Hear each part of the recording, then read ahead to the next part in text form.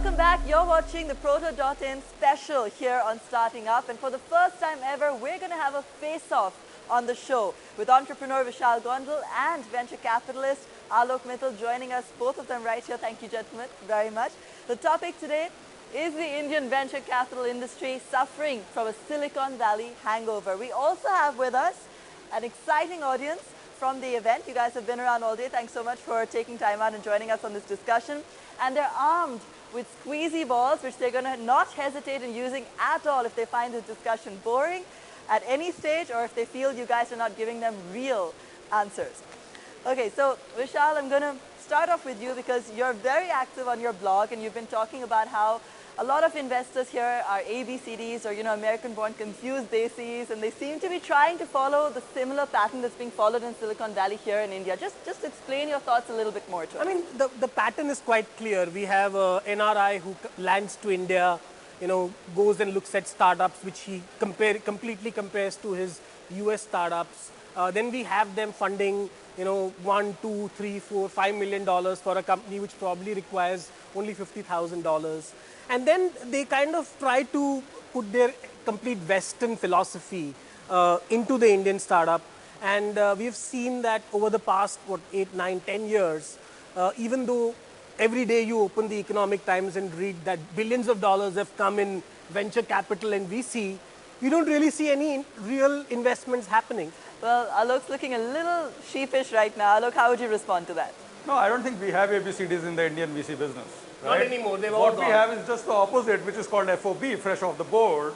All of us are less than 3 years in the business. We don't have hangovers. We don't have legacy to continue. Moreover, the Silicon Valley venture model is broken, right? For 10 years, no one has made money in the Silicon Valley on venture capital. So everyone realizes that you need a fresh approach to the business, and I think that's what people are taking here in India. In most other cases, we still have the American accent guys trying to, sell you. Sure. So in terms of the sectors, though, Alok, at Proto, we've seen a large number of startups from non-tech sectors today. Is that a truer reflection in your view of what's where the opportunity is in India as opposed to Silicon Valley sectors like software and web? The question is what opportunities does India offer for venture investable businesses? And I think that the emphasis on those again goes back to some sort of technology because that is where you get capital efficient scale, right? It might not just be IT, it might be clean tech, it might be biotech, but asset intensive businesses like real estate, retail and so on are hard to build on venture capital. Alok, let me also go back to a point that Vishal raised in his earlier comments there about really the amount of funding. Why is it that firms that perhaps require a small amount of money are, why are we not actually looking at their needs rather than going in for the big amount? The way venture rounds work is every round you raise, you'll end up diluting 25 to 35% of the company. Now, entrepreneurs have gotten smart, they understand this. Even if they need $1 million on their venture pitch, they want $5 million, right? So it's a question of then, the VC saying we want to put milestones around that and we'll give you 2 million right now, but we'll give you 3 million later. But I'm not sure VCs are the guys who are pushing up the amount of money to be raised. Remember, we don't gain by companies having raised more rounds. I think the point is not about more money. The point is that while every VC says they fund startups, startups typically require $50,000, $100,000. But none of the VCs are really doing $100,000 round. So the need for angel capital cannot be substituted by venture capital. It just doesn't scale. The more angel investors is something that's crucial here because you yourself has also launched Sweat and it's Blood. not just about angel. I think it's an ecosystem because the angel investor needs an exit also at some point of time. So I'm actually going to bring in an entrepreneur here. Yeah, as a company, we got an angel invested by a serial entrepreneur last year. So angel investment definitely has its place. More startups should look at getting angel investments to help in the go-to-market strategies and should actually look at trying to build value than valuation. Let's bring in more people from the audience here. Nikhil from Media Nama had a question. I'm just going to throw this at him. Who's your question for, Nikhil?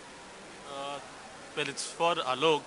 What I was wondering was, is there any pressure on you from your international partners to invest in companies that they are more familiar with? In case of Vishal, have you noticed that is there a tendency for Indian entrepreneurs to instead create businesses in India that are similar to international models because they feel those are more VC fundable? Yeah, so I would not call it a directive or a pressure, but there is healthy tension between the partnership itself. 3 or 4 of our partners understand India fairly well now, right? They visit every quarter, they know what it is like.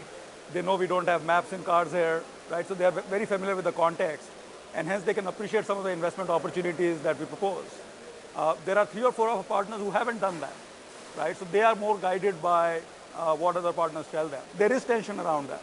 You know, one has to realize that it's not an easy flow, and I think that's what keeps the bar high. It's quite evident that over the past 2 to 3 years, startup funding from VCs is gone. It's dried up. So I think that's the good sign for the Indian startups, because the entrepreneurs are no longer the MBAs who are coming and saying, you know what, I know the right plan to make which will get funded. We are no longer seeing that. And I think if you look at Proto itself, the plans were not, in fact, their plans were actually looking at real businesses and real opportunities, and not about, nobody talked about this huge market and I'm going to get a 1% slice of it. That is the classic, MBA style VC presentation. Okay, Alok is just vigorously shaking his head here. In agreement? Answer. I don't agree to that at all.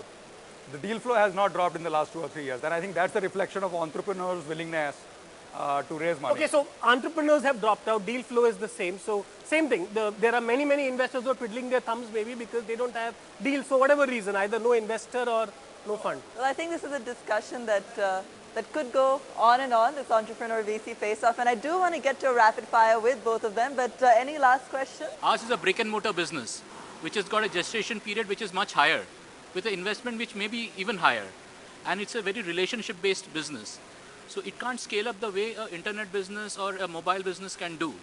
How can we get funding? There are other investors in the market who have a different timing horizon, who have a different risk-reward expectation. I think that base of angel investors has to come into being.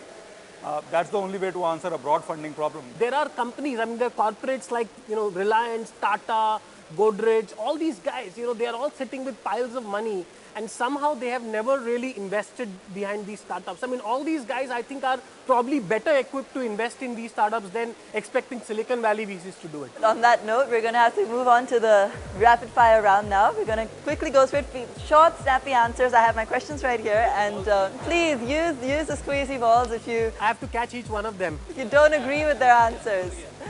All right, let's start. Alok, number of entrepreneurial business plans that you've rejected? 1,500. 1,500. Vishal, the number of times you have been rejected? 1,500. Alok, the He most... rejected me. Okay, Alok, the most common entrepreneurial lies? This is our last round of funding. Okay, Vishal, the most common VC lies? We have great networking skills in India. We know everybody. The funniest way in which you've been approached by an entrepreneur? I found one at a marriage party, and he was the groom. He got off the horse and... No, this is the mandap introduction. Oh, mandap introduction. And Vishal, the wackiest way in which you've approached an investor? Oh, I've spammed him with SMSs. All right, who do you think won that face-off? Why don't we throw some squishies to show who won? Okay, 1, 2, 3 for Alok. Okay, 1, 2, 3 for Vishal. Throw them. Throw it. That's a tie. Okay. I don't think they really like either of you right now. The balls are not being... Yeah, if it comes down to liking someone. Thank you all so much for joining us. And Sudhir, the audience, Alok, and of course Vishal, pleasure to have you with us on the show. We take a quick break on Starting Up, but still lots more to come. In fact, some of the elevator pitches right here from Protodotin. That's in just a couple of minutes.